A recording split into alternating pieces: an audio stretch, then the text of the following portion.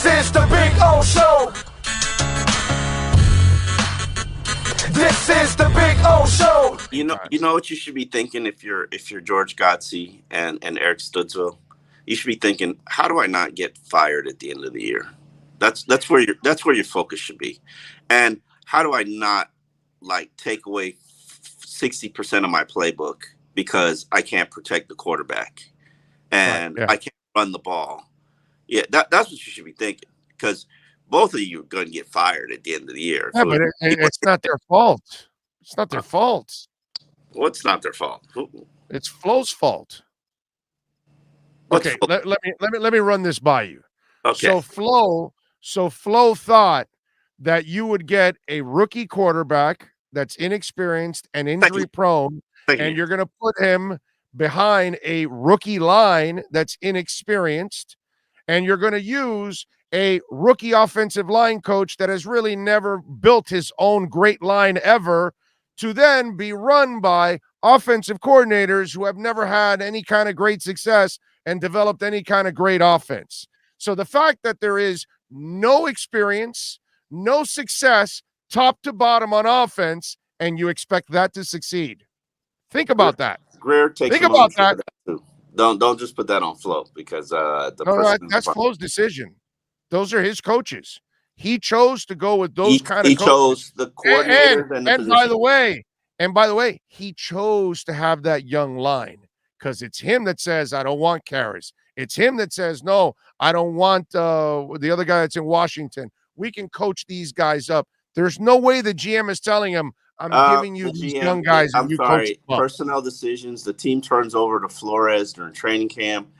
Greer is accountable, responsible. He will tell you this. He will say this. Of course, he's going to say it. It doesn't matter. That's on me. And he's made the personnel moves, not Flores. So when that trade was made, when all trades are made, it's not Brian Flores on the phone. It's Chris Greer. So why do you think Jacoby Brissett is here? Because they sat down in their team meetings. Who do you think brought him in? You think Greer sat down in their team's meetings and they said, okay, here's our viable options for backup centers at the price point that we're gonna go to. These are what our draft options look like. Let's not use our draft options. You've got a relationship with Jacoby. Can he run this offense? Is he good? Is he smart? Is he a leader? Yeah.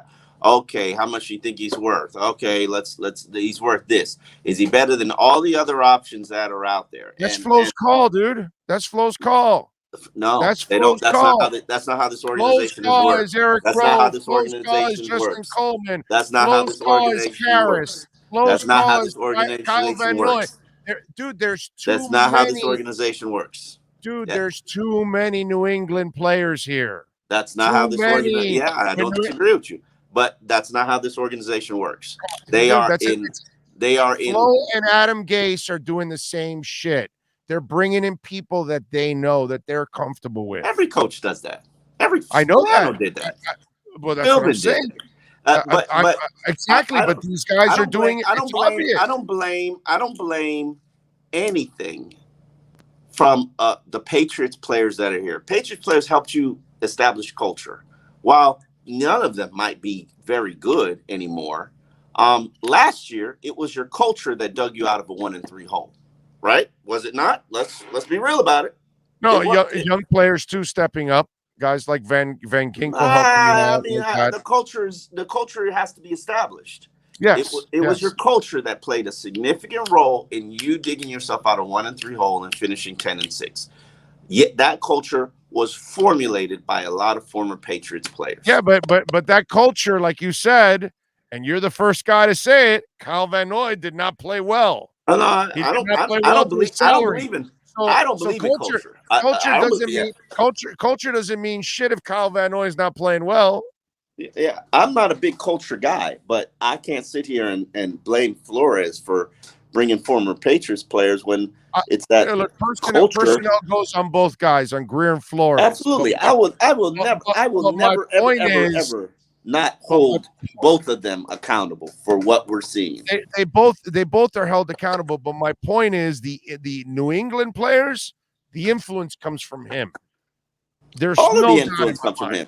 I'm sorry, if you know the individuals involved, you know Chris Greer, Chris Greer's going to take a backseat to whoever he's working with, and he's going to deliver. He's going to deliver who you want.